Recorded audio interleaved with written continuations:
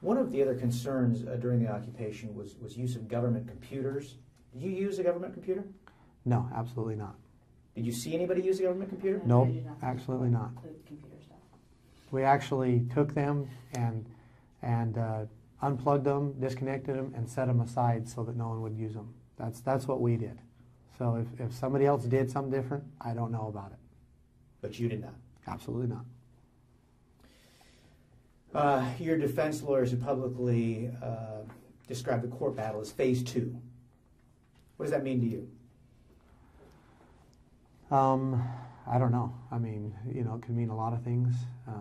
I wouldn't want to speculate on what they are saying phase 2 is, other than I would say that this is still a education process.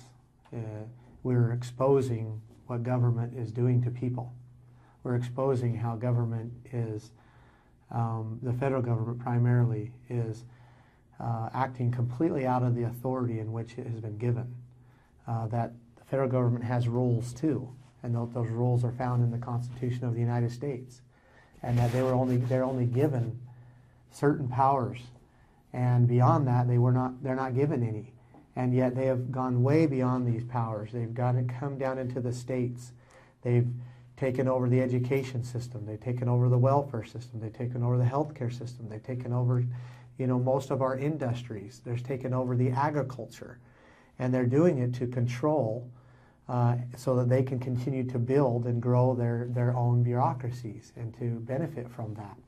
And that was never the way that this government was, our government was structured. Our government was structured for the federal government to protect the states against the outside world, to be a barrier for the states, to handle international trade, to handle national defense, to protect the borders.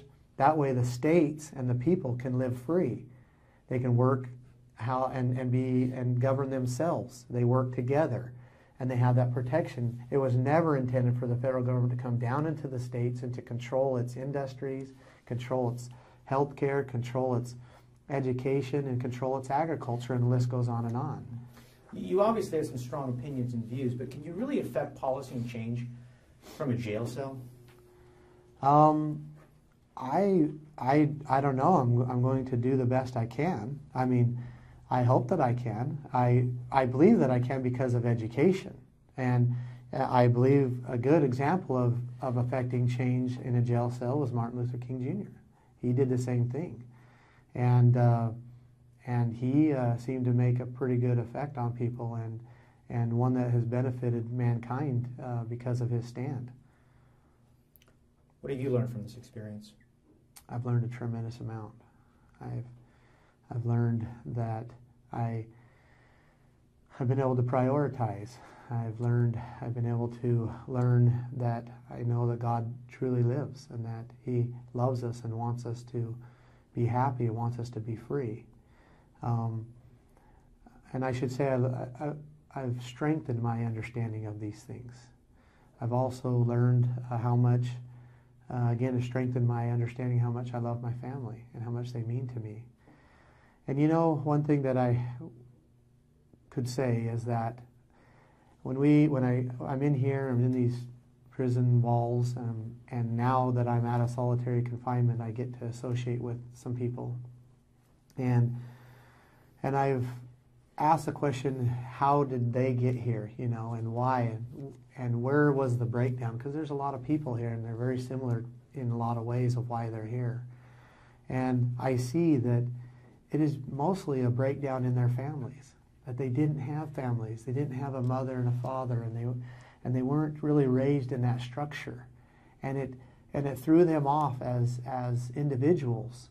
And so one thing that I have for certain learned is that the core unit of society is the family. And that we as a people, we need to strengthen our families. We need to, you know, strengthen our homes. And we need to try to stay together as mothers and fathers so that we can raise our children so they don't end up in drugs, and they don't end up in prisons. And I believe, honestly, that is a core element to strengthening our society and to healing us as a nation. forgive me if this is too personal, but you've now put yourself in a predicament where you're separated from your children. Right. They don't have a father at their home. Right. And I understand that. And I stay closely connected to them. But again, I had to weigh of whether it was worth it or not. Whether what I was doing was going to benefit my children and my family in the future, and whether it was worth it. Just as someone who goes into the military and serves across seas or even here to defend their freedom and to defend their family, that is a sacrifice that is made and has to be made at times. There's been always situations where people have had to leave their fields or their farms, if you will, and their families to go and to defend and to fight in order to preserve. And you sit here today and say, it's all worth it. I do, absolutely. The government, in their complaint, focuses heavily on statements that were made and posted online. Did you ever think, maybe I said too much? Well, remember, I was here for education, and you can't educate, or to inform, I guess, if you want to call it, to inform. And you can't inform unless you talk. And so we weren't going to stop talking, because then we wouldn't accomplish what we came to accomplish.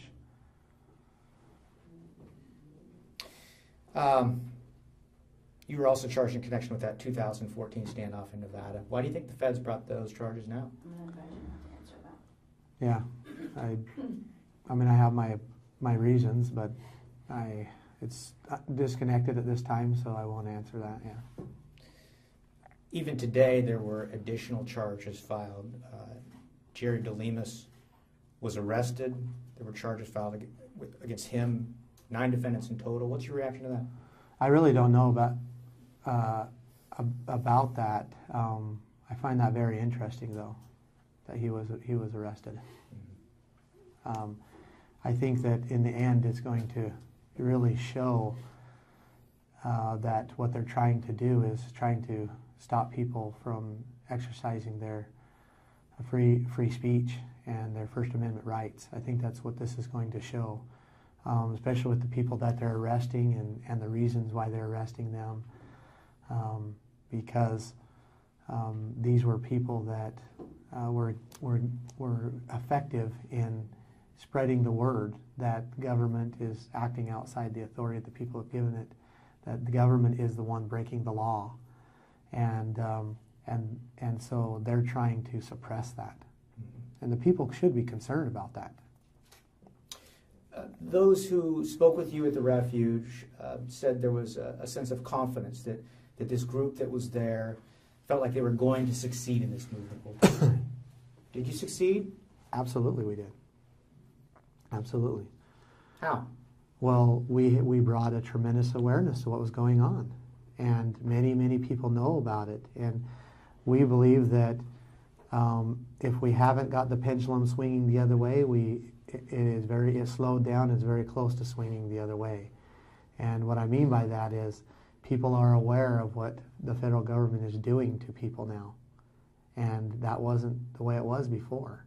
They're aware that they're going in and prosecuting ranchers because they won't sell their property to them. They're aware that they're going in and taking property through duress. They're aware that they're going in and condemning properties just so that they can take it. And they're also becoming more aware of the Constitution and how it gives very little authority to the federal government, and how the federal government has taken a tremendous amount of usurping that authority, and how that is detrimental to our society. So yes, we have succeeded, and we will continue to succeed. And I guess that's the question, is really, it's not clear to me what is next. So yes, you've raised awareness, but then where do you go from here? Well, so I guess you go into, I mean, that's probably not my duty. That would be where the elected representatives start to stand out. That would be where people start to get in the right positions to influence government to start changing. And that's where that's what's always happened in civil rights issues. That's always what's happened when changes need to be made. There's as Martin Luther King says, there's a direct action, you know. And I'll read you his words. He says right here, and this is his letter that he wrote in the Birmingham City Jail, and he says something that's provided to you in jail, or no, yeah. Anyway, this is his letter, and he answers the question: why direct action? Why did they do what they did when they did that in Birmingham City? And he says, nonviolent direct action seeks to create such a crisis and establish such creative tension that a community that has constantly refused to negotiate is forced to confront the issue. It seeks to dramatize the issue that it can no longer be ignored. So, the purpose of direct action is to create a situation so crisis-packed that it will inevitably open the door to negotiation. And that's exactly what we did, and that's exactly what we're doing, and that's exactly what I believe will happen. You have any regrets? No, I don't. You know, it's hard being in here. I won't deny that. It is tremendous to be in here and to be away from our family. And I've had to weigh that. Do I regret? Because, I mean, I left a tremendous good life. I have a good business that brings in a good income. I have a home. And those things are secondary. I have a beautiful wife that is wonderful and sweet and kind and good to me, and I try to be good to her. And I have 6 children, ages 13 down to 1. I got three boys and 3 girls. And my life is about as, in my view, is a very good life. So to leave that and to take this risk was tremendous, but I do not regret it. How do you explain it to them? They understand. They understand that and feel that, you know, that what I was doing, what I did and what I'm doing is right.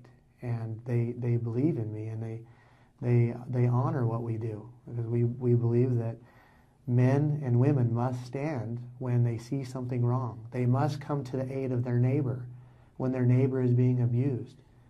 And if we were to say it scripturally, the Lord said, love God with all your heart, might, mind, and strength, and love your neighbor as yourself.